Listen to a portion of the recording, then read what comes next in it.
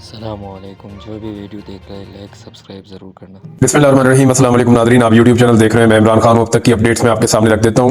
और जो सबसे बड़ी खबर है, जिस वक्त मैं ये वीडियो रिकॉर्ड कर रहा हूं और अभी रिकॉर्डिंग के वक्त रात के लगभग 1:45 बज रहे हैं, और इस वक्त तक की जो इतला है वो ये है कि अली अमीन गंडापुर वज़ीर आला खैबर पख्तूनख्वा एक मरतबा फिर लापता है। ये पाकिस्तान की तारीख का अनोखा तरीन वाक़या है। एक महीने में एक सूबे का वज़ीर आला दूसरी मरतबा लापता हो गया है। इससे पहले अली अमीन गंडापुर साहब 9 और 10 सितंबर की दरमियानी रात में लापता हो गए थे। उनका पता नहीं चल रहा था। इमरान खान साहब ने यह करार दिया था कि उनको अगवा किया गया था, और अली अमीन गंडापुर साहब ने बाद में इसके बारे में खुद तो कोई ऐसा सच बात नहीं की, लेकिन उन्होंने कहा कि वो लॉ इन्फोर्समेंट के हवाले से और अमन अमान के हवाले से एक आला किस्म की मीटिंग कर रहे थे। लेकिन उसके बाद जो रद्द अमल आया था खैबर पख्तूनख्वा असेंबली से, और वहां पे जिस किस्म की तकारीर की गई थी अरकान असेंबली की जानिब से, तो एमपीएस ने बताया कि उनके साथ क्या कुछ हुआ पाकिस्तान में, और सिक्योरिटी फोर्सेज ने या इदारों ने या इंटेलिजेंस एजेंसीज ने उनके साथ या उनके घर वालों के साथ किस किस्म का रवैया रखा। बड़ा सख्त रद्द अमल था, और वो जो कार्रवाई चल रही थी सूबाई असेंबली की, ऐसा पाकिस्तान की तारीख में कभी नहीं देखा गया। अब हुआ ये कि अली अमीन गंडापुर साहब को पहुंचना था इस्लामाबाद डी चौक में, और पूरे निजाम ने ये जिद लगाई हुई थी कि अली अमीन गंडापुर को नहीं आने दिया जाएगा। लेकिन जब आवाम निकलती है ना, और बगैर बिरयानी के और बगैर कीमे वाले नान के निकलती है, तो फिर वो पहुंच जाती है। मैं सीरियसली आपको बता रहा हूं कि ये कीमे वाला नान नहीं पहुंचने देता लोगों को। मुझे अच्छी तरह याद है कि शहबाज शरीफ अपने भाई के लिए एयरपोर्ट तक नहीं गए थे, हालांकि शहबाज शरीफ की अपनी हुकूमत थी, जा ही नहीं पाए थे, माल रोड पर ही फंस गए थे। तो इसी तरह जब कीमे वाला नान और बिरयानी हो तो लोग नहीं पहुंचते। हाँ, जब कारकुन नजरिए पर निकले तो फिर इसको रोका नहीं जा सकता। पाकिस्तान की तारीख की बदतरीन शेलिंग हुई है। इसमें ड्रोन भी मुबैना तौर पर, हेलीकॉप्टर भी मुबैना तौर पर इस्तेमाल किए गए हैं। ये सारे क्लेम पाकिस्तान तहरीक इंसाफ के उन लोगों ने किए जो फील्ड में मौजूद थे। कुछ जर्नलिस्ट हैं, उन्होंने भी ये चीजें रिपोर्ट की हैं। तो बदतरीन शेलिंग हुई है, जबरदस्त किस्म का टॉर्चर हुआ है, बड़ा खौफनाक लाठीचार्ज हुआ है, बहुत तोड़ फोड़ हुई है।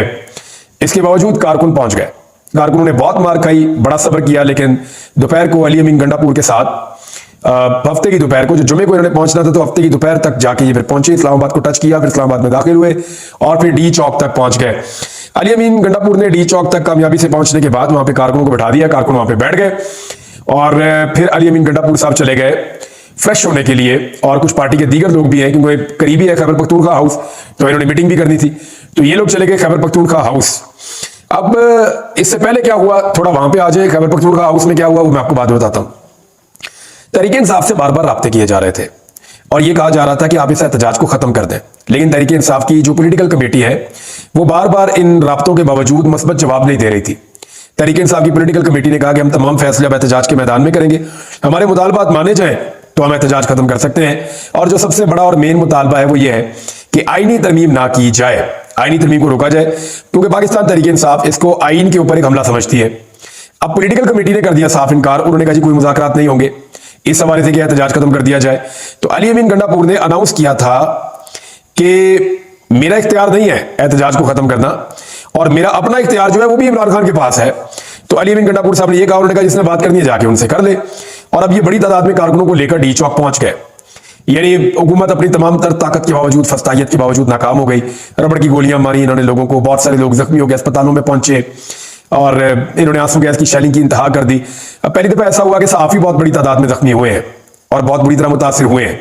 सहाफियों पर तशद्दुद का सिलसिला रावलपिंडी में पुलिस ने शुरू किया था, इस्लामाबाद में भी वो सिलसिला जारी रहा, और बदतरीन तशद्दुद सहाफियों पे किया गया है। अभी एक सहाफी है, उनके बारे में इतला आ रही है, अमानत गशकोरी साहब, इनकी आंख के ऊपर रबड़ बुलेट लगी है और वो काफी तकलीफ में है, लेकिन वहां पे शेलिंग चल रही है, पुलिस रास्ता नहीं छोड़ रही थी, तो इनको रेस्क्यू करने में भी ताखीर का सामना हो रहा था। अब इस वक्त जब मैं ये वीडियो रिकॉर्ड कर रहा हूं तो अली अमीन गंडापुर साहब का अभी तक कुछ पता नहीं है, अभी तक वो बाजियाब नहीं हुए। पाकिस्तान तहरीक इंसाफ की जानिब से इनकी बाजियाबी के लिए मुतालबात किए जा रहे हैं, और दूसरी जानिब पाकिस्तान तहरीक इंसाफ ने बाकायदा एक पोस्टर जारी कर दिया है मिसिंग पर्सन का। यानी तहरीक इंसाफ ने अली अमीन गंडापुर को मिसिंग पर्सन करार दे दिया है। यानी एक सूबे का वजीर आला एक महीने में दूसरी मरतबा मिसिंग पर्सन बन गया है, उसके बारे में किसी को कुछ पता नहीं है। बैरिस्टर सैफ ने स्टेटमेंट दिया कि जी अली अमीन गंडापुर कहां है, किसी को कुछ इल्म नहीं है। कुछ जो टाउट किस्म के लोग हैं या सहाफी हैं, वो ये बात बड़ा खुलकर कह रहे हैं कि जी अब अली अमीन गंडापुर को पता चलेगा, उनको जरा पहुंचा दिया गया है, वो खासी मुश्किल के अंदर है। तो इस किस्म के वो चस्केदार किस्म के ट्वीट्स कर रहे हैं और स्टेटमेंट्स दे रहे हैं।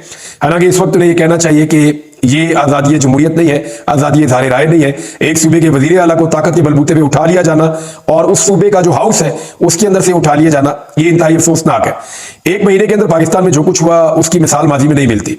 नंबर एक, इस एक महीने में पार्लियामेंट के ऊपर अटैक हुआ, हमला हुआ, नकाब पोषण ने अंदर घुस के पार्लियामेंट हाउस के अंदर से एमएनएस को अगवा कर लिया, गिरफ्तार कर लिया। इसी एक महीने में जो टॉर्चर हुआ अरकान असेंबली के ऊपर अगवा करने की कोशिशें हुई, वो पार्लियामेंट लॉजेस के अंदर भी हुई, जो पहले नहीं हुआ। और अब केपी हाउस के अंदर जो है वो अटैक कर दिया है। अच्छा, केपी हाउस के अंदर जो अटैक है इसके कुछ विजुअल्स भी मौजूद हैं और अब मनाजर दिखाए जा रहे हैं कि दरवाजे भी टूटे हुए हैं, खिड़कियां भी टूटी हुई हैं, तोड़फोड़ भी हुई है। तो केपी हाउस में खासा दंगल हुआ है। तहरीक इंसाफ ने इसके ऊपर फौरी तौर पर जो रद्द-ए-अमल दिया, उस रद्द-ए-अमल को मैं आपको पढ़ के सुना देता हूं। जो असेंबली का इजलास बुलाया गया है खैबर पख्तूनख्वा की असेंबली का फौरी तौर पर इजलास आज के दिन तलब कर दिया गया है। आज 6 अक्टूबर है और आज के दिन 2 बजे दोपहर को इजलास तलब किया गया है। इस इजलास का जो एजेंडा है या इसकी जो कार्रवाई की फहरिस्त है वो मैं आपको पढ़ के सुना देता हूं। खैबर पख्तूनख्वा हाउस इस्लामाबाद पर वफाकी हुकूमत के एहलकारों, इस्लामाबाद पुलिस और रेंजर्स की वहशियाना यलगार और वजीर आला खैबर पख्तूनख्वा और स्पीकर सूबाई असेंबली खैबर पख्तूनख्वा और मेंबर सूबाई असेंबली खैबर पख्तूनख्वा और सूबाई मुलाजमीन के कमरों के दरवाजे तोड़ने, रबर बुलेट्स और शेल्स का बेदरेग इस्तेमाल करने, खवातीन और फैमिलीज के साथ बदतमीजी और मारपीट करने समेत जो कुछ भी खैबर पख्तूनख्वा हाउस के अंदर किया गया और इब्लाग को नुकसान पहुंचाया गया और इनके ऊपर जो कब्जा किया गया खैबर पख्तूनख्वा हाउस के ऊपर, इसके ऊपर हम यहाँ पे बहस करवाएंगे और वजीर आला खैबर पख्तूनख्वा को लापता करने पर भी बहस होगी और गुज़िश्ता इजलास की बाकी मानदा कार्रवाई पर भी बहस होगी। तो ये जनाब पूरा का पूरा एजेंडा है और इसमें आपको पता चल जाता है कि वो कैसे ब्लेम कर रहे हैं खुलकर खैबर पख्तूनख्वा की गवर्नमेंट और वो साफ बता रहे हैं कि ये कार्रवाई किसने की और कैसे की। इससे पहले कुछ मनाजिर मुख्तलिफ सोशल मीडिया के ऊपर दिखाए गए और पाकिस्तान तहरीक इंसाफ के कारकुनों ने वो मनाजिर दिखाए थे। वहां पे बावर्दी जो लॉ इन्फोर्समेंट के लोग हैं वो आम आवाम की गाड़ियां तोड़ रहे थे डंडे मार मार के, जैसे गुल्लू बट नहीं तोड़ता था ऐसे वो आम आवाम की गाड़ियां तोड़ रहे थे। ये सिलसिला नून लीग ने शुरू किया था साने मॉडल टाउन में। वहां पे उन्होंने गुल्लू भट्ट और पुलिस वालों के जरिए से शहरियों की गाड़ियां तोड़वाई और उनका मुकदमा दर्ज करवा दिया मिनहाजुल कुरान वालों पे, यानी वो सारा ब्लेम उन पे डाल दिया।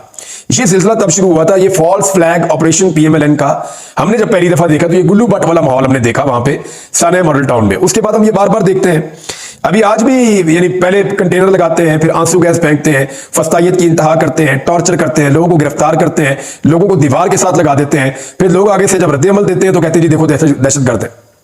यानी ये तो नहीं हो सकता कि आप किसी को दीवार के कोने पे खड़ा करके और उसको मारते चले जाएं तो वो आगे से रिस्पॉन्ड ही ना करे।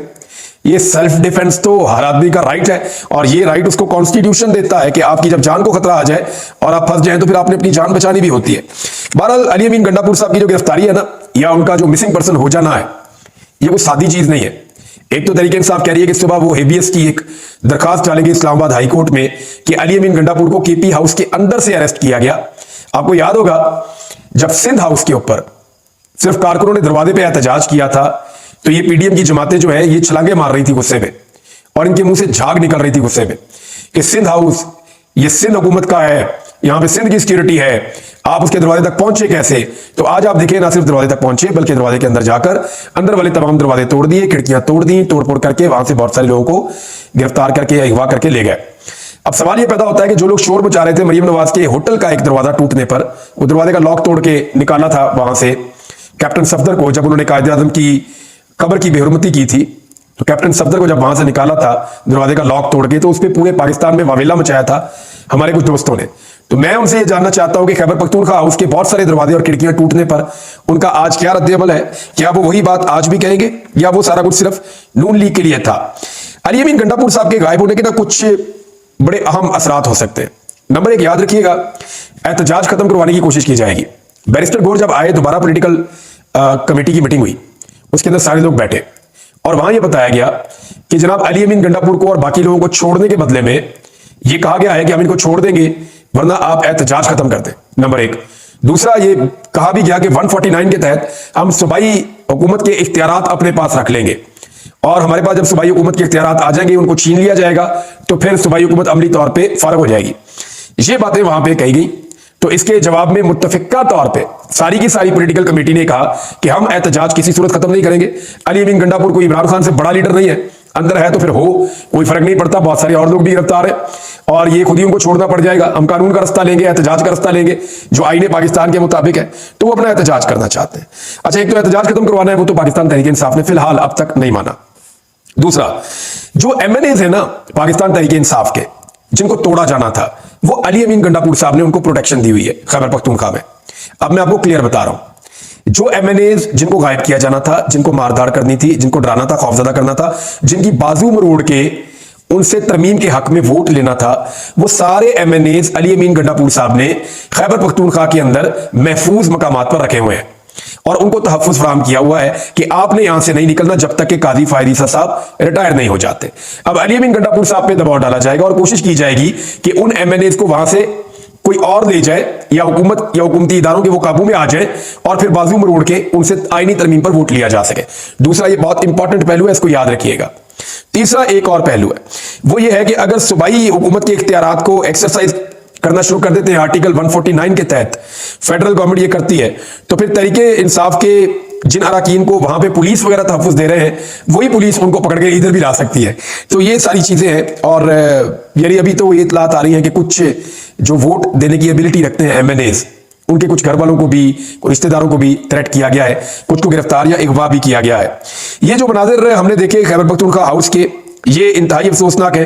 कुछ लॉ एनफोर्समेंट के लोग, मैंने आपको बताया कि गाड़ियां और इमलाक को नुकसान पहुंचा रहे थे, इल्जाम लगाया गया कि ये तहरीक इंसाफ के हैं, लेकिन वो सारी विजुअल तहरीक इंसाफ ने अपने पेजेस से अपलोड की और उन्होंने कहा जी कि रेंजर्स है, पुलिस है और ये लॉ एनफोर्समेंट है जो पाकिस्तान तहरीक इंसाफ को बदनाम करने के लिए ये फॉल्स फ्लैग ऑपरेशन कर रहे हैं। इस्लामाबाद के शहरियों ने अपील के ऊपर जबरदस्त तरीके से रिस्पॉन्ड किया, बहुत बड़ी तादाद में शहरी पहुंचे हैं और उन्होंने खाना, पानी, अद्वियात और बाकी चीजें, जो लोग वहां पे मौजूद हैं, बारिश हुई आपको पता है और बारिश की वजह से कुछ रिलीफ भी मिला कारकुनों को। आंसू गैस की शेलिंग बड़ी बदतरीन थी, लेकिन बारिश के बावजूद कारकुन वहां पे डटे रहे।